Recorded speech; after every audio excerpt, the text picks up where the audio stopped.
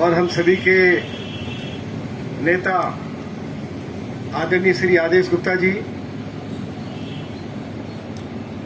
दिल्ली प्रदेश Bharatiya Janata party के पूर्व अध्यक्ष वरिष्ठ विधायक आदरणीय विजेंद्र गुप्ता जी,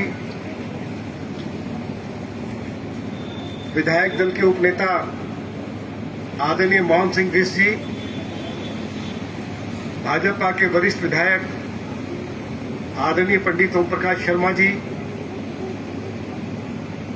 मुख्य सचेतक और विधायक आदरणीय अजय महावर जी, आदरणीय अभय वर्मा जी, जो हमारे दिल्ली के मुख्य वक्ता भी हैं, विधायक भी हैं, हमारे विधायक और विधायक दल के महामंत्री आदरणीय अनिल वाजपेयी जी, 2 बार के हमारे विधायक, बहुत ही हमारे क्रांतिकारी साथी आदरणीय जितेंद्र महाजन जी, दिल्ली प्रदेश भारतीय जनता पार्टी के बहुत ही सम्मानित महामंत्री आदरणीय श्री दिनेश प्रताप जी, दिल्ली प्रदेश मीडिया के प्रमुख आदरणीय श्री नवीन जी, इस धरना में शामिल हुए सभी सम्मानित कार्यकर्ता साथियों, आज हम दिल्ली प्रदेश भारतीय जनता पार्टी के यशस्वी अध्यक्ष आदरणीय श्री आदेश गुप्ता जी के नेतृत्व में दिल्ली के मुख्यमंत्री के निवास के बाहर धरने के ऊपर बैठे हुए हैं और श्री आदेश गुप्ता के नेतृत्व में हम दिल्ली के उपराज्यपाल से ये मांग करना चाहते हैं कि दिल्ली के ट्रांसपोर्ट मिनिस्टर कैलाश गहलोत को बर्खास्त किया जाए, दिल्ली के मुख्यमंत्री अपने पद से इस्तीफा दें, 5,000 करोड़ बस घोटाले की जांच सीबीआई या एसीबी के द्वारा दिल्ली के उपराज्यपाल कराएं।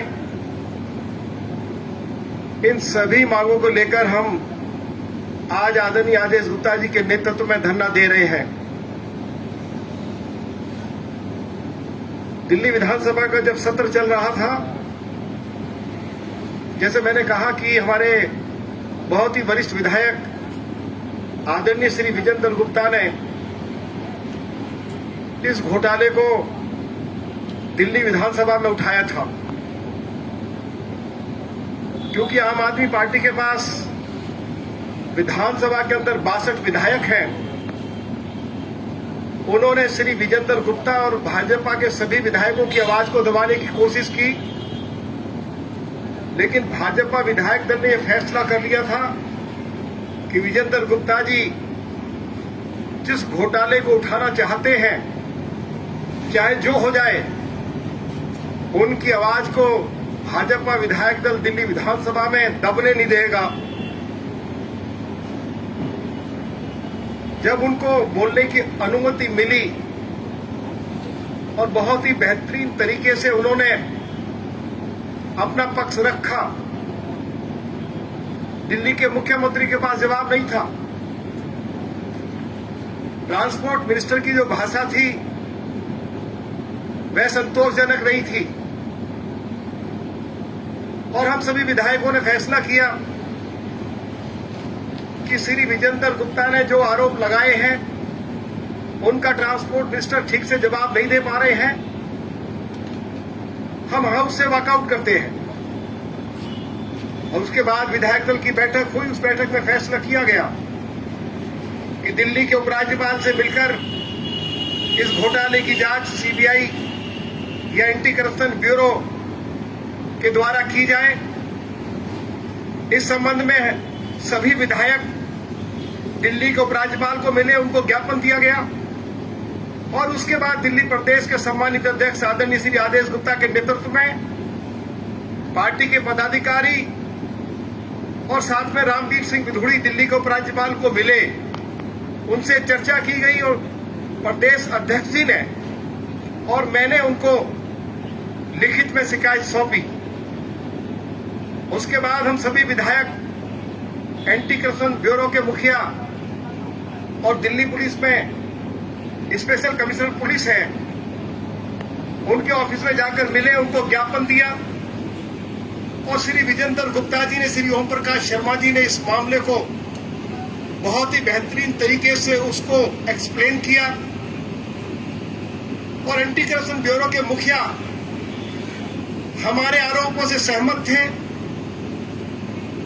और क्योंकि आरोपों में सच्चाई थी तो एंटी करप्शन ब्यूरो के मुखिया ने दिल्ली सरकार से मांग की कि एंटी करप्शन ब्यूरो को जांच करने की अनुमति दी जाए, क्योंकि जो आरोप सरकार के ऊपर लगाए गए हैं उनमें कहीं ना कहीं सच्चाई दिखाई दे रही है।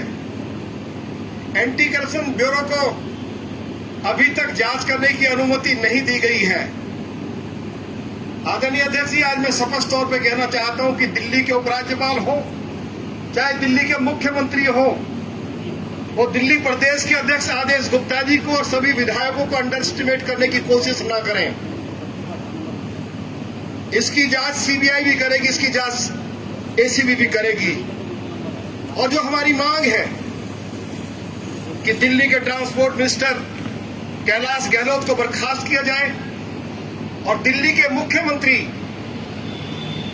जिन्होंने जो कैबिनेट की बैठक हुई थी उसकी अध्यक्षता की थी, जब यह फैसला लिया गया तो कहीं ना कहीं उनकी इन्वॉल्वमेंट है, उनको अपने पद से इस्तीफा देना चाहिए।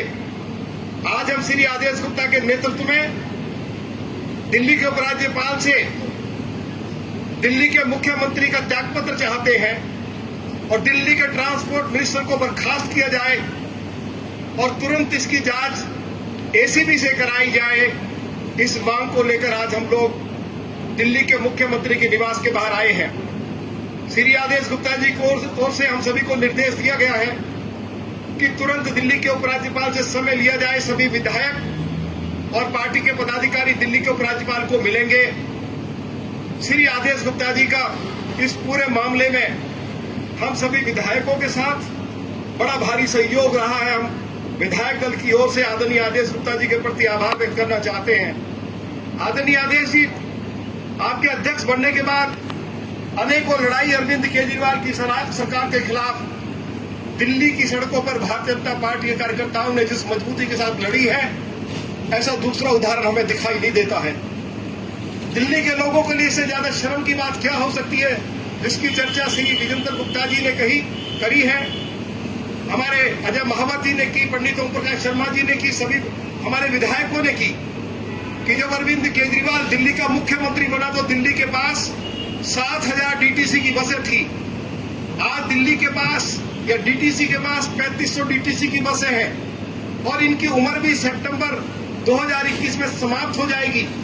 आज से 2 साल पहले डीटीसी के चेयरमैन ने दिल्ली सरकार को लिखा कि नई बसों की व्यवस्था की जाए। अगर नई बसों की व्यवस्था नहीं की तो जो आज ये 3500 डीटीसी की बसें दिल्ली की सड़कों पर चल रही है, सितंबर महीने में बंद हो जाएंगी। लेकिन उसके बाद भी दिल्ली के मुख्यमंत्री को दिल्ली के लोगों की चिंता नहीं है। अरविंद केजरीवाल के मुख्यमंत्री बनने के बाद दिल्ली में कोई स्कूल नहीं खुला, दिल्ली में कोई कॉलेज नहीं खुला, दिल्ली में कोई हॉस्पिटल नहीं खुला। आप हॉस्पिटल की बात छोड़िए, कोई वेंटिलेटर बेड भी ये दिल्ली को नहीं दे पाए। एक डीटीसी की बस नहीं खरीदी गई, एक फ्लाईओवर नहीं बनाया गया, दिल्ली में कोई कॉलेज नहीं खोला गया, कोई स्कूल नहीं खोला गया। और दिल्ली में जो इस महामारी का संकट आया, इस संकट में भी यदि भारत के लोकप्रिय प्रधानमंत्री आदरणीय श्री नरेंद्र मोदी जी ने दिल्ली वासियों को सहारा नहीं दिया होता तो हालात और पहले ज्यादा खराब हो जाते। इस संकट की घड़ी में आदरणीय मोदी जी और आदरणीय अमित शाह जी ने दिल्ली वासियों को हर तरह की मदद दी, ऑक्सीजन भी उपलब्ध कराई। आज मुफ्त वैक्सीन भी मोदी जी की सरकार की ओर से दिल्ली के सभी लोगों को दी जा रही है। दिल्ली में दवाइयों की व्यवस्था की गई, दिल्ली में 20,000 बेड्स की व्यवस्था की गई।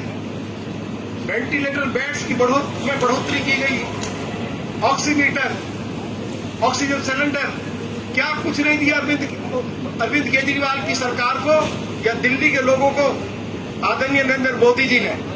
इस संकट की घड़ी में हमारे जो गरीब लोग हैं उनको भी 8 किलो गेहूं, 2 किलो चावल मुफ्त उपलब्ध कराया गया है। 500 रुपए जनधन खातों में गरीब लोगों के डाले गए, 1000 रुपए पेंशन भी दी गई। कोटा पटड़ी के लोगों को 10,000 रुपए की आर्थिक सहायता देश के प्रधानमंत्री आदरणीय श्री नरेंद्र मोदी जी की ओर से दी जा रही है। इस संकट की घड़ी में नरेंद्र मोदी जी ने अपने सरकार का खजाना पूरी तरह से दिल्ली ही नहीं बल्कि देश के लिए खोल दिया।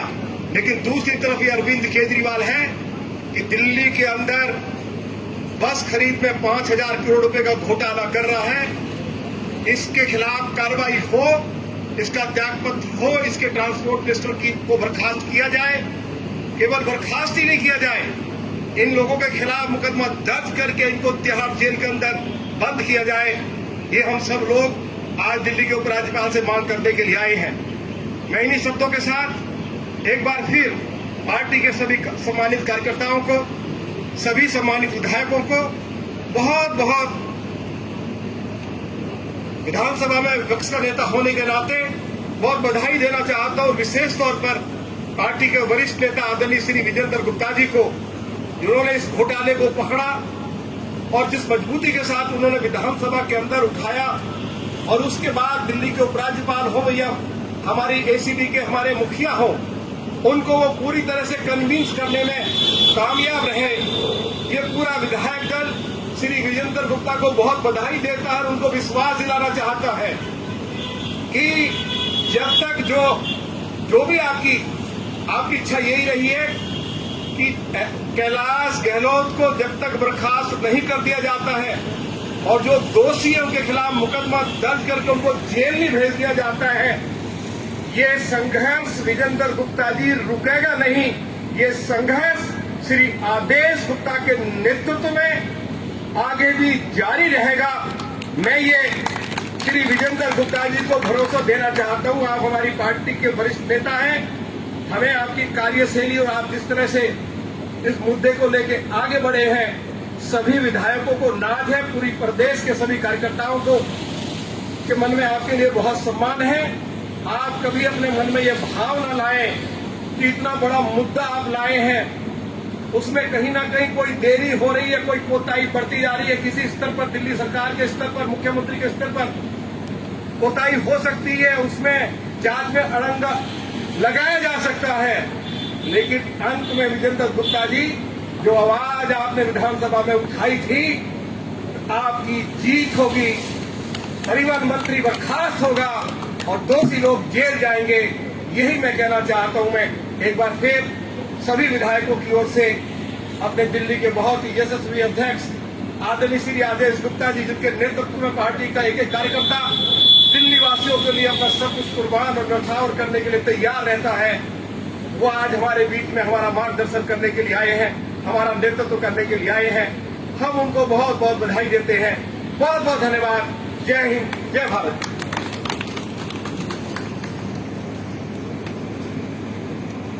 धन्यवाद श्रीमान बिदुड़ी जी। भारतीय जनता पार्टी के यशस्वी जुझारू संघर्षशील अध्यक्ष श्रीमान आदेश गुप्ता जी हमारे बीच में हैं। अब उनका उद्बोधन हम सभी को सुनने को मिलेगा। और ये जो निकम्मी सरकार है, जो ईमानदारी, सच और कर्तव्य निष्ठा की दुहाई दे करके आंदोलन से जन्मी हुई पार्टी के नेता केजरीवाल हैं, इन्होंने दिल्ली की जनता को जो सपना दिखाया, लेकिन आज एक भी ऐसा विभाग नहीं है जहां करप्शन नहीं हो, जहां धोखाधड़ी नहीं की गई हो, जहां चोरी नहीं की गई हो। तो वर्तमान परिस्थिति में दिल्ली प्रदेश के यशस्वी अध्यक्ष के कंधे पर सुनाई दे रहा है, थोड़ा सा बोल रहे हैं। इस तरीके का एक धरना नहीं, इस तरीके का एक घोटाला नहीं, वो ऑक्सीजन का घोटाला हो, एजुकेशन का घोटाला हो, हेल्थ का घोटाला हो, घोटाले पर घोटाले कर करके जो सरकार चल रही है, उन सब से लड़ने के लिए हमारे दिल्ली प्रदेश के अध्यक्ष का कंधा बहुत ही मजबूत है। वो सभी जगह उपस्थित होकर के आवाज को बुलंद करते हैं और उसी बुलंदी को देखते हुए लगता है कि आज नहीं तो कल जो राग छेड़ा है विधानसभा में हमारे विधायक दल के नेता उस समय विजेंद्र जी ने थे, उसको ताकत दिया रामवीर बिधूड़ी जी ने। और मुझे पूर्ण विश्वास है कि आप लोग जब विधानसभा में आवाज उठाएंगे तो भारतीय जनता पार्टी के कार्यकर्ता प्रदेश अध्यक्ष के नेतृत्व में हम लोग सड़क पर ईंट से ईंट बजा देंगे, लेकिन चोर को गद्दी से हटा करके ही दम लेंगे। ये संकल्प लेकर के आज इस धरने पर बैठे। मैं ऐसे यशस्वी अध्यक्ष को आमंत्रित करता हूं कि हम सभी का उद्बोधन करें। उससे पहले एक बार जोरदार हम लोग नारा लगा करके अभिनंदन करें कि भारतीय जनता पार्टी, भारतीय जनता पार्टी, श्रीमान आदेश गुप्ता। अब मैं आमंत्रित करता हूं अपना दिल्ली प्रदेश के अध्यक्ष भाई आदेश गुप्ता जी को कि आए और हम सबको संबोधित करें। श्रीमान आदेश।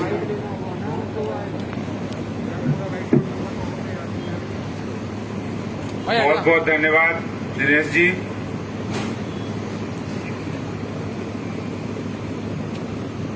बोलिए भारतीय जनता पार्टी, भारतीय जनता पार्टी, भारत माता की, भारत माता की। केजरीवाल होश में आओ, केजरीवाल होश में आओ, केजरीवाल भ्रष्ट है, केजरीवाल भ्रष्ट है। अब तो ये स्पष्ट है, केजरीवाल भ्रष्ट है। अब तो ये स्पष्ट है, केजरीवाल भ्रष्ट है। केजरीवाल होश में आओ, होश में आओ, होश में आओ। आज यहाँ पर दिल्ली में अरविंद केजरीवाल के निवास जो यहाँ से कुछ ही दूर है, जो पहले अरविंद केजरीवाल का निवास कहा जाता था, वो अब अरविंद केजरीवाल का नया महल बनने जा रहा है। उसके बाहर सड़क पर धूप के अंदर पसीना बहाते हुए भारतीय जनता पार्टी के हमारे विधायक दल और साथ में पार्टी के कार्यकर्ता और विधायक दल के नेता आदरणीय श्री रामवीर सिंह बिधूड़ी जी, पार्टी के वरिष्ठ नेता और पूर्व प्रदेश अध्यक्ष श्री विजेंद्र गुप्ता जी, पार्टी विधानसभा दल के उपनेता श्री मोहन सिंह बिष्ट जी, श्री अजय महावर जी, श्री ओपी शर्मा जी, श्री अभय वर्मा जी और श्री अनिल वाजपेयी जी, श्री जितेंद्र महाजन जी और पार्टी के बहुत ही जुझारू कर्मठ महामंत्री श्री दिनेश प्रताप सिंह जी यहाँ उपस्थित। बहुत ही सीमित संख्या में कोरोना के कारण ये जो कार्यकर्ता बैठे हैं भारतीय जनता पार्टी के, ये एक एक कार्यकर्ता, एक एक लाख लोगों की आवाज है। ये केजरीवाल को जान लेना चाहिए। मैं आज के ये जो केजरीवाल सरकार ने 1000 डीटीसी बस की खरीद में घोटाला किया है और उसको उजागर करने का काम श्री विजेंद्र गुप्ता जी ने किया है। और कई एक बार नहीं किया, कई बार विधानसभा के अंदर उन्होंने प्रश्न खड़ा किया, टोका है, हंगामा किया है, लेकिन केजरीवाल के ऊपर कोई फर्क नहीं पड़ा है। वो फर्क इसलिए नहीं पड़ा है, आम लोगों को समझना चाहिए कि वही केजरीवाल जो दुबले पतले रामलीला मैदान के अंदर ये कह रहे थे भारत माता की जय का उद्घोष करते हुए कि हम ईमानदारी की राजनीति करेंगे, हम देशभक्ति की राजनीति करेंगे। ये वही केजरीवाल जो दुहाई देकर कहते थे हम न गाड़ी लेंगे, न बंगला लेंगे, न सुरक्षा का अमला लेंगे, और हम तो एक साधारण आम आदमी है, और आम आदमी पार्टी नाम दे दिया और बोला जब हम सरकार में आएंगे तो हम आम आदमी की बात करेंगे। लेकिन आज जब सरकार में आ गए तो उन्होंने लंबी वाली गाड़ी भी ले ली, टूर जो फ्लैट में रहते थे वो फ्लैट से बंगले में शिफ्ट हो गए, सुरक्षा भी मिल गई। चलिए मुख्यमंत्री हैं, संवैधानिक कारण है सुरक्षा मिल जाए, लेकिन अब सुरक्षा, बंगला, गाड़ी के बाद अपने महल में भी 10 करोड़ रुपए का स्विमिंग पूल भी बनवा रहे हैं, और वो भी बिना किसी की इजाजत के, क्योंकि भाई दिल्ली के मालिक है, मुख्यमंत्री कुछ भी कर सकते हैं। वो शराब के दुकानों में प्राइवेटाइजेशन करके करोड़ों रुपया का घोटाला कर सकते हैं, अधिकार दिया है, दिल्ली की जनता ने उनको चुनकर भेजा है। वो घर घर शराब की होम डिलीवरी करवा सकते हैं क्योंकि दिल्ली की जनता ने उनको चुनकर भेजा है, मुख्यमंत्री है वो कोरोना पर ऑक्सीजन के नाम पर सियासत कर सकते हैं और केंद्र सरकार को कटघरे में खड़ा करके, वो जानते हैं कि दिल्ली के सरकार का काम है ऑक्सीजन की व्यवस्था करना, सही वितरण करना, फिर भी अपनी नाकामी को छुपाने के लिए वो प्रधानमंत्री जी पर भी आक्षेप लगाते हैं, लगा सकते हैं क्योंकि वो दिल्ली के मुख्यमंत्री हैं, दिल्ली के मालिक हैं। वो कोरोना के दौरान ऑक्सीजन बेड, वेंटिलेटर और व्यवस्थाओं की चिंता नहीं करते हुए दिल्ली में प्रधानमंत्री जी के द्वारा उपलब्ध कराई जाने वाली वैक्सीन के ऊपर भी राजनीति करते हैं। वो कहते हैं वैक्सीन वैक्सीन वैक्सीन। जब वैक्सीन केंद्र सरकार ने फ्री दी तो कह रहे हमें भी वैक्सीन देने की आजादी दो। वो कह सकते हैं क्योंकि वो दिल्ली के मुख्यमंत्री है, दिल्ली के मालिक है, वो कुछ भी कर सकते हैं। वो कहते हैं एक दिन ऑक्सीजन की कमी है, दूसरे दिन कहते हैं जब कोर्ट ने कहा कि आपने इतनी ऑक्सीजन ले ली कि आपने देश के 12 राज्यों के लोगों की जान ऑक्सीजन के कारण चली गई, इसलिए आपको जवाब देना पड़ेगा, ऑक्सीजन का ऑडिट कराना पड़ेगा। तो उन्होंने यू टर्न ले लिया, क्योंकि यू टर्न इसलिए लिया क्योंकि वो दिल्ली के मुख्यमंत्री हैं, वो यू टर्न मुख्यमंत्री है जो कुछ भी कहते हैं और उसके बाद उससे पलट जाते हैं।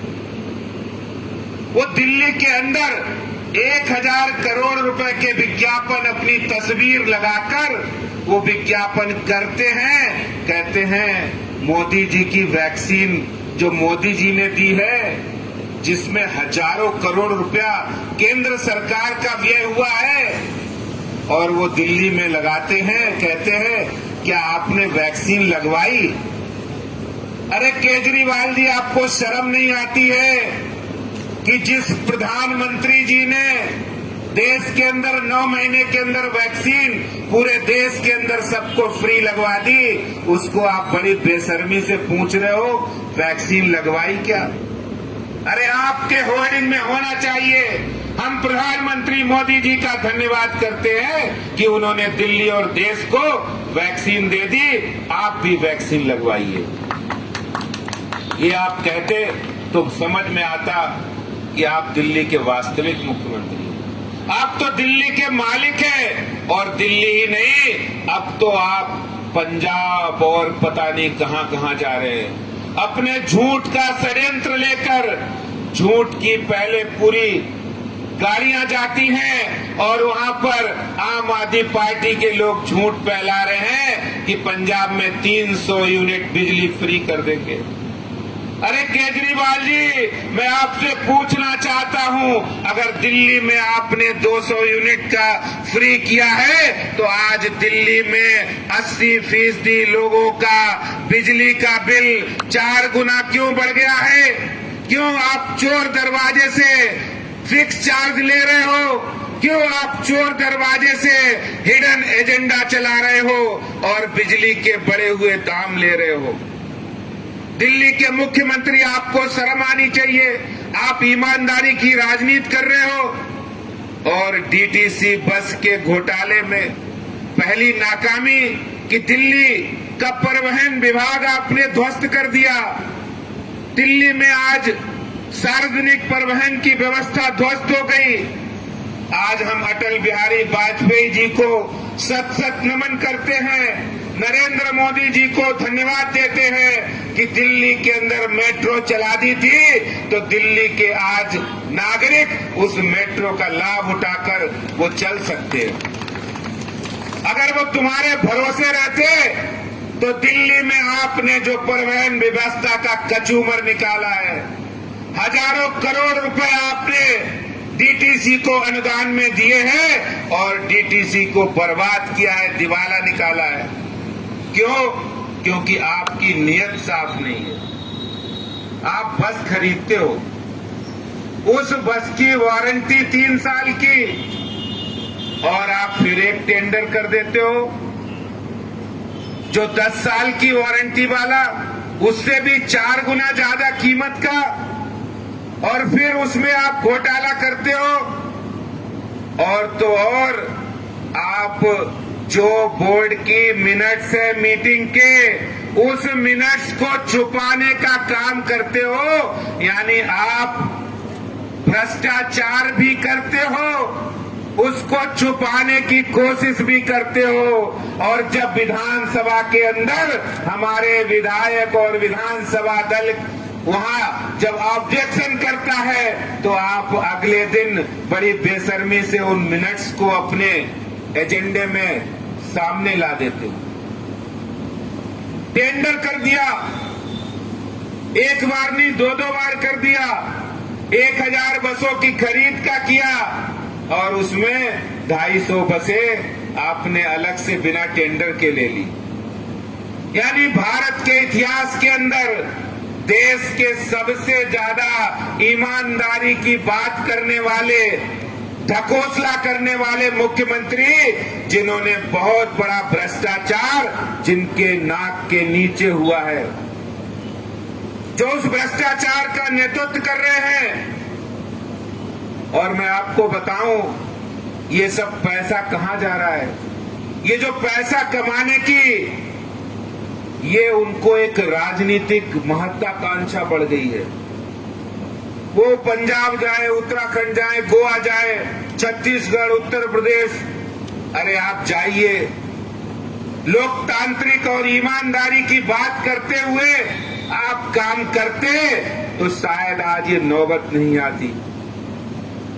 मैं दिल्ली में मुख्यमंत्री केजरीवाल से पूछना चाहता हूं, अगर आपके ऊपर वो दाग आया है, वो छींटे आए हैं, तो अगर आप ईमानदार हैं, अगर आप वास्तव में ईमानदारी की कस्में आपने अन्ना हजारे के साथ खाई थी, तो आप अपने मंत्री कैलाश गहलोत, मैं आपकी बात नहीं कर रहा हूं, अरे अपने मंत्री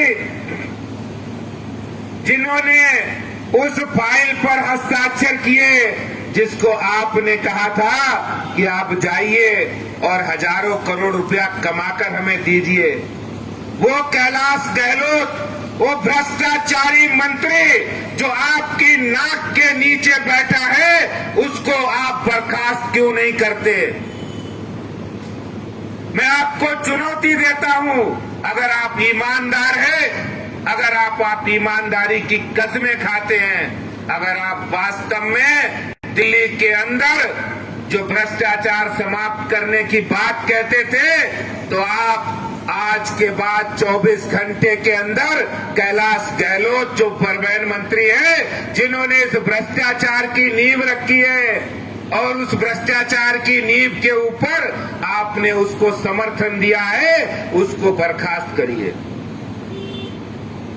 उसको बर्खास्त करिए। और अगर आपने हिम्मत है, ये जो एसीबी की जांच की फाइल जो दबा कर रखी है, उस एसीबी जांच की फाइल को भी आगे बढ़ाइए। और अगर आप ठीक है, आप कह रहे कि मैंने नहीं किया है, आप सामने आइए और डंके की चोट पर कहिए कि मैं एसीबी क्या, मैं सीबीसी क्या, मैं सीबीआई जांच कराने के लिए भी तैयार हूं। और यही तो जनता जानना चाहती है। आखिर दिल्ली की जनता, जिसने टैक्स की कमाई से आपको 65,000 करोड़ रुपए सालाना आपका बजट है, आप जल बोर्ड को 50,000 करोड़ रुपए का लोन दे देते हो, आप डीटीसी को 35,000 करोड़ का लोन दे देते हो। मैं केजरीवाल से पूछना चाहता हूं, ये दिल्ली की जनता की, दिल्ली की मेहनत करने वाली जनता की गाड़ी कमाई की टैक्स का पैसा आपको देते हैं, ये आपके बाप का पैसा नहीं है, ये दिल्ली की गरीब और आम व्यापारी भाई जो टैक्स देते हैं उनका पैसा है। उसको आपको भ्रष्टाचार में लिप्त रहने का, उस कमाई के उस दिल्ली के विकास के लिए दिए पैसे को आपको भ्रष्टाचार करने का कोई हक नहीं है। और अगर आप वास्तव में सच्चे हैं तो आइए, मैं आपको निमंत्रण देता हूं, भारतीय जनता पार्टी आपको निमंत्रण देती है कि हम बहस करने के लिए तैयार हैं। हमारे नेता विजेंद्र गुप्ता जी भी बहस करने के लिए तैयार है और रामवीर सिंह बिधूड़ी जी जो नेता विपक्ष है वो भी बहस करने के लिए तैयार है। हमारा एक एक विधायक, एक एक कार्यकर्ता बहस करने के लिए तैयार है। मैं अंत में एक बात कहना चाहता हूं, आप इतने ज्यादा लोकतांत्रिक परंपरा में विश्वास रखने वाले पार्टी की बात करते थे, आज बड़े खेद के साथ कहना पड़ता है कि आप कितने तानाशाह हैं, कितने तानाशाह हैं बड़े, कि आप विधानसभा का सत्र भी बुलाने से डरते हो। अरे बुलाइए सत्र और चर्चा खुली होने दीजिए, आम होने दीजिए। और देखिए, ये हमारे 8 विधायक आपके 62 विधायक पर भारी पड़ेंगे, क्योंकि आपके दामन में भ्रष्टाचार के दाग है और हमारे विधायक दल उस भ्रष्टाचार की पोल खोलने के लिए तैयार है। लेकिन आप डरते क्यों हैं? क्यों डर रहे हैं सत्र बुलाने से? देखिए, अंदर विधानसभा में हमारे विधायक दल आपकी ईंट से ईंट बजाएंगे और विधानसभा के बाहर भारतीय जनता पार्टी के कार्यकर्ता आपकी ईंट से ईंट बजाने के लिए तैयार हैं। आप सोचिए, ये धरना दिखने में छोटा लग रहा होगा, मंसूबे छोटे नहीं हैं, इरादे छोटे नहीं हैं। इरादे हैं, जब तक मुख्यमंत्री एसीबी जांच के लिए फाइल को आगे नहीं बढ़ाते, कैलाश गहलोत को अपने मंत्रिमंडल से बर्खास्त नहीं करते, तब तक हमारा ये आंदोलन जारी रहेगा। आपका बहुत बहुत धन्यवाद। जय हिंद, जय भारत, भारत माता की, भारत माता की।